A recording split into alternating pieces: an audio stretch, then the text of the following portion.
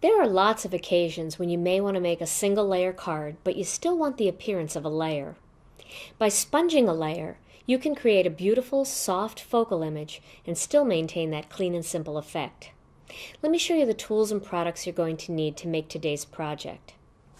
First, you're going to need some cardstock, and I'm using a piece of the Gina K Designs Pure Luxury 120 pound base weight cardstock. Then you're going to need some ink. And for sponging, I'm going to use some of the Tim Holtz Distress ink in peeled paint. And then I'm also going to use the foam applicator tool to sponge the ink on. Then I'm going to need some black ink, so I'm using the Memento Tuxedo Black. I have a couple of assorted Copic markers here. One of them is Y19, one of them is YG95, and one is R17. And those colors are Napoli Yellow, that's the Y19, YG95 is Pale Olive, and R17 is Lipstick Orange. Okay, you're also going to need some stamps, and I am using two of the stamps from the True Love Stamp TV kit. I'm using the Bold Floral Image, and then I'm using one of the Greetings. I'm also going to use a Stamp-A-Majig, so I have the tool and the imaging sheet.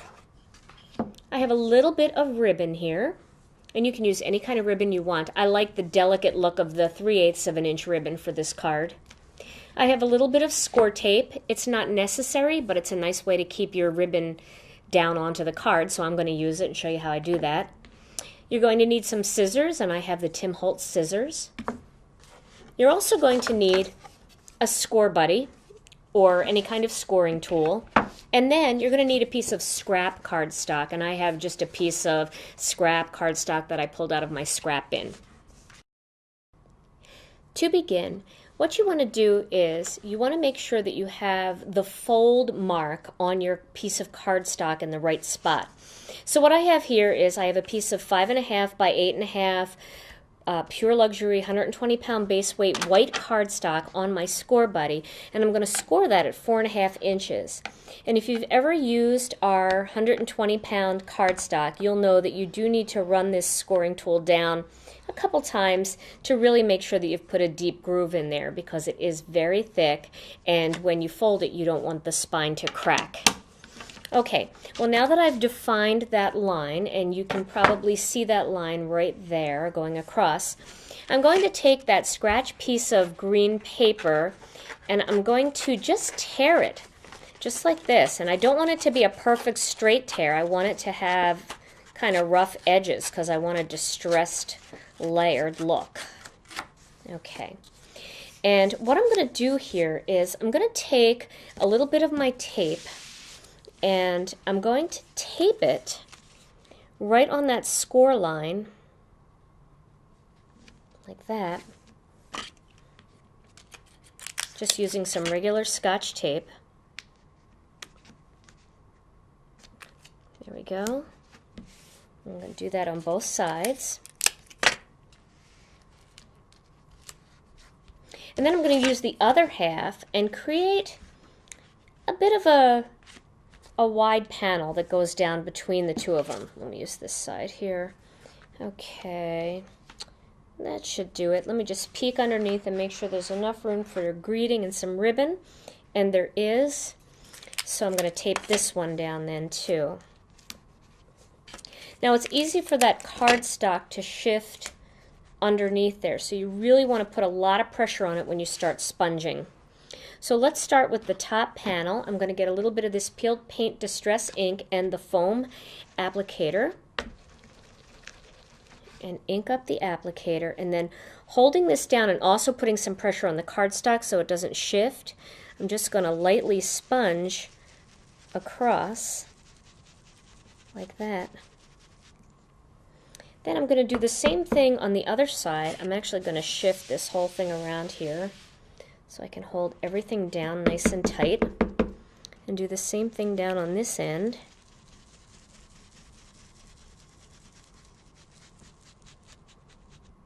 I love that, the way that ink just blends together, but it gives a real distressed look. There's like light and dark patches throughout. So pretty. Okay, so there we have our layer going across. Now my next step is to take some of the Memento black ink and the bold flower image from the True Love Stamp TV kit, and I'm going to create a row of flowers across the center. Now you want to leave your panels, these torn panels, still attached because you don't want the flowers to extend past, pardon me, the areas that you've sponged. So we'll put the first one here. Okay. Ink up the next one. We'll put that one here. And the last one up in this empty space. I think I'll turn it upside down. It's nice to turn the flower a little bit each time. Oh, maybe I'll do it right here. Okay. Now, you can slip the card out of that, and you see you have this beautiful panel going across. Nice and distressed looking. So I'm going to color these in with those markers that I told you about earlier. I'm going to start with the yellow one, and that's the Napoli yellow. And even though this is a dark green color, the yellow will still pop on those petals. You'll be able to see that. Really looks pretty. But that green underneath really kind of keeps the colors very, very soft. Nothing's bright. I like that for this card.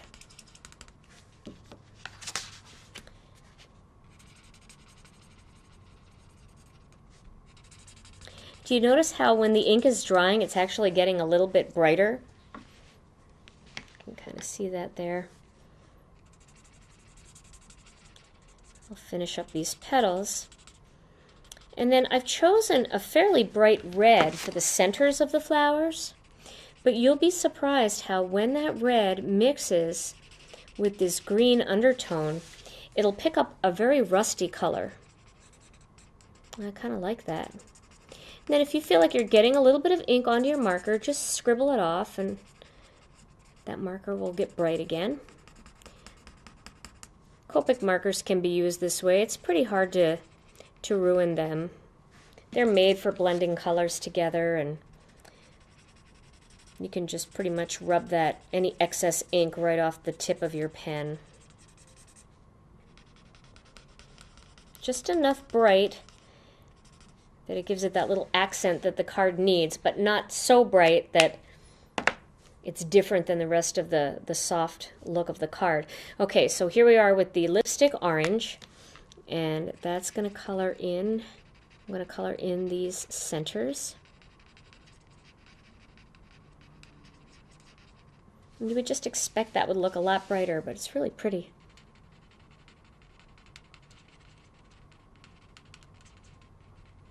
We're not actually doing any shading with the Copics. We're just using them as plain markers. So if you don't have Copic markers, you can try using any water-based marker, Memento markers, or any of the other markers that you might have. You can also use Sharpies and Bics. And what's nice about using our cardstock with these markers is that you know the Gina K Designs 120-pound cardstock is one of the only brands that doesn't bleed through. So you can see all that Copic work and nothing's bleeding through onto the other side. All right, and let's finish up with this green. You can see that's a nice complementary darker green. I really like that.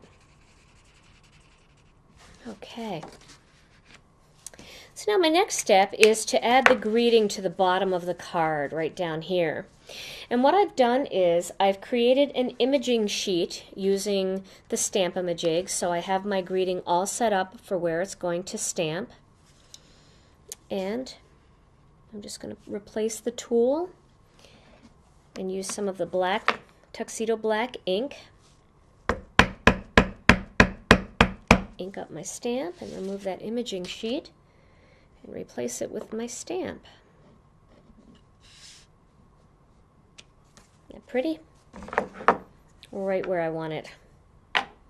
My final step is to add a little bit of ribbon. I'm going to add that ribbon here on the bottom right over the greeting between that layered panel that I created. And I want to show you a little trick. What I like to do is I like to find the spot where I'm going to tie the ribbon. So I'm going to tie that somewhere about there, right in this area here. So what I'm going to do is I'm going to use score tape on this part of the ribbon to make sure that the ribbon stays nice and flat in the front. So let me grab my 1/8 of an inch score tape, and you can use any size score tape you want. It doesn't have to be 1/8 of an inch. It can be 1/4 inch if that's what you have. And add a little bit of that onto my ribbon. And that's just going to help secure everything and keep it in place, and it won't be kind of flapping around loose on the surface of the card.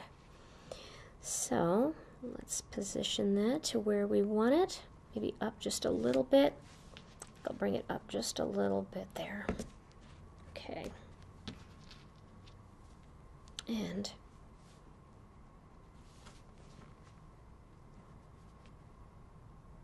there we go. Okay.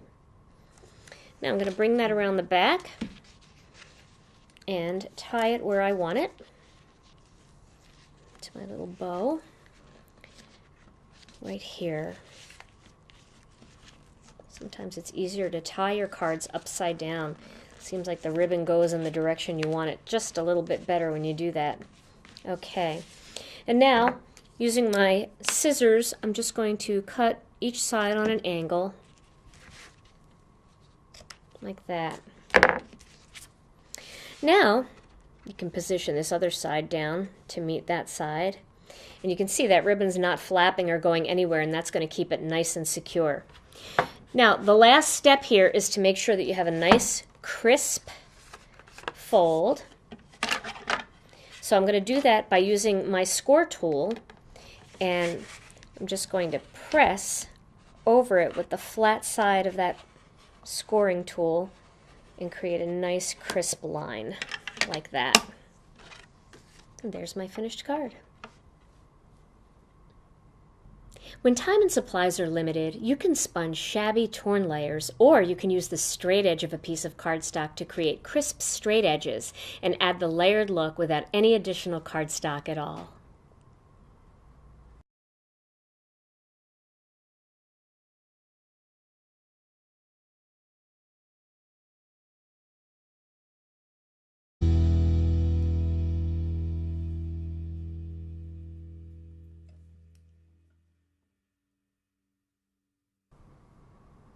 There are lots of occasions when you may want to make a single layer card, but you still want the appearance of a layer.